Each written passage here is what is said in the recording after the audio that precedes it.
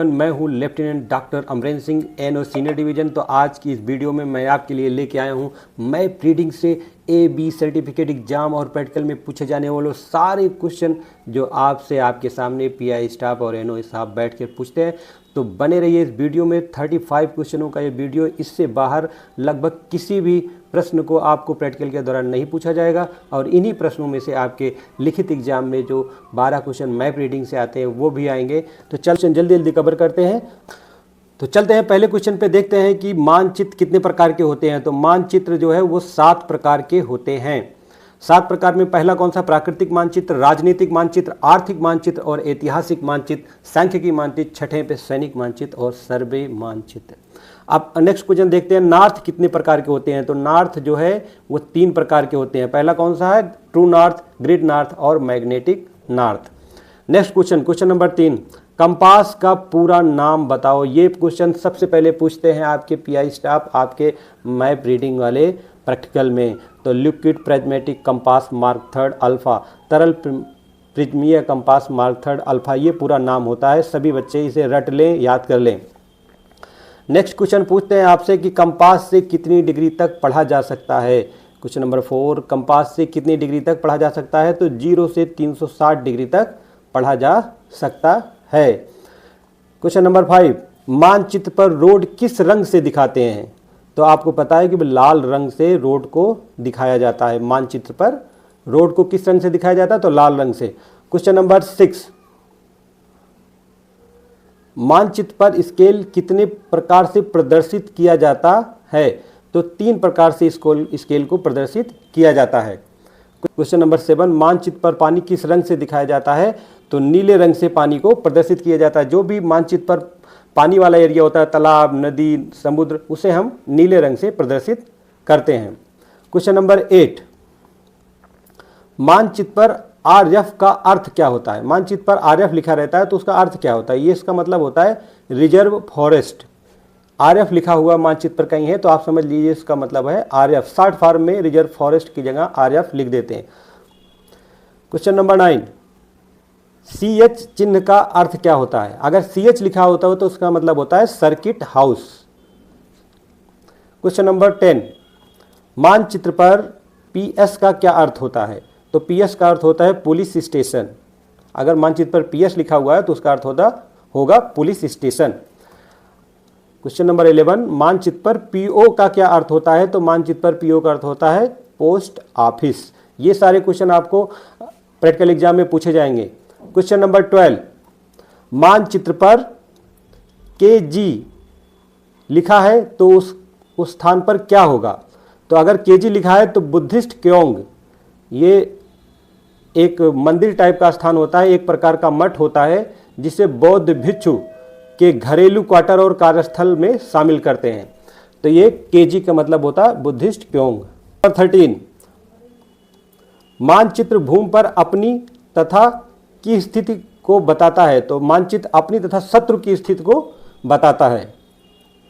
Question number 14, service protector कितने inch लंबा और कितने इंच चौड़ा होता है। तो आपको पता है सर्विस प्रोटेक्टर की जो लंबाई होती है वो 6 इंच और चौड़ाई 2 इंच होती है। ये आयताकार आकार में ये सर्विस प्रोटेक्टर होता है, 6 × 2। क्वेश्चन नंबर 15, मानचित्र पर खड़ी लाइनों को क्या कहते हैं। तो मानचित्र पर खड़ी लाइनों को क्या बोलते हैं? Easting line. और जो पड़ी लाइनें होती हैं उन्हें northing line. Question number 16, compass की सुई द्वारा हम उत्तर ज्ञात करते हैं। तो कौन सा उत्तर ज्ञात करते हैं। तो चुंबकीय उत्तर ज्ञात किया जाता है। क्वेश्चन नंबर 17, दिशा कितने प्रकार की होती है। तो दिशा मुख्यतः 4 ही प्रकार की होती है। प्रमुख दिशाएं 4 प्रकार की होती हैं, एक पूरब, पश्चिम, उत्तर और दक्षिण। बाकी मध्यवर्ती दिशाएं 8 होती हैं और टोटल दिशाएं 16 होती हैं। क्वेश्चन नंबर 18, सर्वे मैपों पर उत्तर और पूर्वी दिशा के जाल को क्या कहते हैं। तो इसको ग्रिड रेखा कहा जाता है। 19, एक अकेली पहाड़ी को क्या कहते हैं। तो एक अकेली पहाड़ी को नॉल कहते हैं। मान लो चारों तरफ समतल एरिया है लेकिन उसमें एक ऐसी अकेली पहाड़ी है तो ये इसको क्या बोलते हैं? नॉल। चलिए क्वेश्चन नंबर 20, सर्वे मैप पर एलजी का क्या अर्थ होता है? तो लैंडिंग ग्राउंड, इसका मतलब होता है, एलजी का मतलब होता है landing ground. Question number 21, GPS का पूरा नाम क्या है? ये आपके पेपर में भी आ सकता है और आपसे कुछ प्रैक्टिकल के दौरान सभी पीआई स्टाफ पूछ सकते हैं। The global positioning system. जी। क्वेश्चन नंबर 22, ध्रुव तारे यहाँ पे होना चाहिए, तर लिखा है। ध्रुव तारे किस दिशा को इंगित, मतलब दिशा को दर्शाता है? तो आपको पता है ध्रुव तारा उत्तर दिशा को दर्शाता है। रात में उत्तर दिशा की तरफ ध्रुव तारा निकलता है और हम लोग उस तारे को पहचान कर ये निश्चित कर लेते हैं कि ये दिशा उत्तर दिशा है। क्वेश्चन नंबर 23, उत्तर के आधार पर बेयरिंग कितने प्रकार की होती है? तो उत्तर के आधार पर 3 प्रकार की बेयरिंग होती है। क्वेश्चन नंबर 24, मानचित्र पर दूरी किसके द्वारा मापी जाती है? तो मानचित्र पर दूरी जो है और बेयरिंग निकालने के लिए सर्विस प्रोटेक्टर का यूज किया जाता है। अभी सर्विस प्रोटेक्टर जिसकी लंबाई 6 इंच और चौड़ाई 2 इंच होती है। क्वेश्चन नंबर 25, तो रात के समय उत्तर दिशा का पता मालूम कैसे करेंगे? तो रात के समय हम ध्रुव तारे की मदद से उत्तर दिशा का पता करते हैं। ध्रुव तारा जो उत्तर दिशा में एक चमकीला तारा होता है जिसे हम लोग जानते हैं, उसे पहचान कर, उसे देखकर हम लोग उत्तर दिशा का पता लगा लेते हैं। तो क्वेश्चन नंबर 26, मैग्नेटिक बेयरिंग किससे मापी जाती है? तो मैग्नेटिक बेयरिंग कंपास से मापी जाती है। क्वेश्चन नंबर 27, पहाड़ी का सबसे ऊपर का हिस्सा क्या कहलाता है? सपोज करिए पहाड़ी है, इस तरह से ये पहाड़ी है और ये सबसे ऊपर का हिस्सा क्या कहलाएगा? तो इसको क्या बोलते हैं? चोटी बोलते हैं। ये आपसे पीआई स्टाफ पूछ सकता है। क्वेश्चन नंबर 28, यदि फॉरवर्ड बेयरिंग 190 है तो बैक बेयरिंग क्या होगा? तो आपको पता है कि अगर फॉरवर्ड बेयरिंग 180 डिग्री से ज़्यादा हो तो उसमें क्या करते हैं? 180 डिग्री घटा देते हैं, तो ये बैक बेयरिंग निकल आता है। तो इसमें 180 डिग्री घटाएंगे तो 10 डिग्री होगा।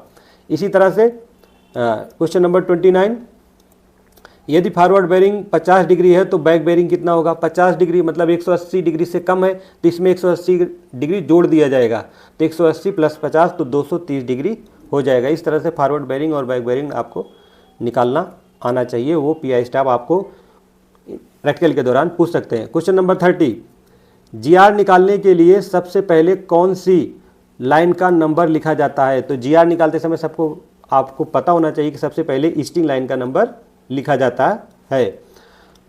क्वेश्चन नंबर 31, 2 पहाड़ियों के बीच से गुजरने वाले रास्ते को क्या कहते हैं? तो 2 पहाड़ियों के बीच से गुजरने वाले रास्ते को दर्रा कहा जाता है।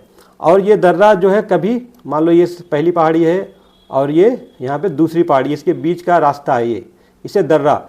लेकिन कभी कभी क्या होता है कि ये रास्ता बिल्कुल सकरा हो जाता है जहाँ पे केवल एक आदमी करके, एक व्यक्ति कह के निकल सकते हैं, तो उस रास्ते को क्या कहा जाता है? तो कैडेट्स, उस रास्ते को क्या कहा जाता है? डिफाइल कहा जाता है। ऐसा रास्ता जो 2 पहाड़ियों के बीच में हो और वहाँ एक व्यक्ति गुजरने का रास्ता हो, एक ही व्यक्ति, एक ही जवानी उस रास्ते से गुजर सके, तो उसको डिफाइल कहा जाता है। क्वेश्चन नंबर 32, एक ही पहाड़ी की 2 चोटियों के बीच में समतल और दबी हुई जगह को क्या कहा जाता है? तो एक ही पहाड़ी, मान लो ये पहाड़ी है और ये पहाड़ी एक है और इसके बीच में दो चोटियां, एक ही पहाड़ी की 2 चोटियों के बीच में समतल भूमि, और समतल और दबी हुई भूमि को क्या कहा जाता है? तो कॉल कहा जाता है। ये आपके लिखित एग्जाम में ये क्वेश्चन आएंगे। क्वेश्चन नंबर 33, हवा के मदद से बनने वाले एवं बिगड़ने वाले रेत के टीलों को क्या कहा जाता है? यहाँ रेत होना चाहिए, ये रेत के टीलों को क्या कहते हैं? तो ड्यून कहा जाता है उन्हें, dune, DUNE, dune. Question number 34, पूर्व दिशा और पश्चिम दिशा में कितनी डिग्री का अंतर होता है? तो 180 डिग्री का अंतर होता है। ये आपका, ये चारों दिशाएं होती हैं, ये आपका होता है उत्तर और ये होता है पूर्व और ये होता है दक्षिण और ये होता है पश्चिम। तो यहाँ से यहाँ तक ये 90 डिग्री हो गया, ये 90 डिग्री हो गया और ये 90 डिग्री। तो यहाँ से यहाँ तक कितना हो गया? 180 डिग्री। अब नेक्स्ट क्वेश्चन नंबर 35, 1 किलोमीटर में कितने गज होते हैं? ये क्वेश्चन सी सर्टिफिकेट के एग्ज़ाम में इस बार 2025 के सी सर्टिफिकेट एग्ज़ाम में आया था। 1093.613 गज, लगभग अगर इसे राउंड फिगर में कहा जाए तो 1094 गज, यही ऑप्शन में था। तो यही ऑप्शन सही था।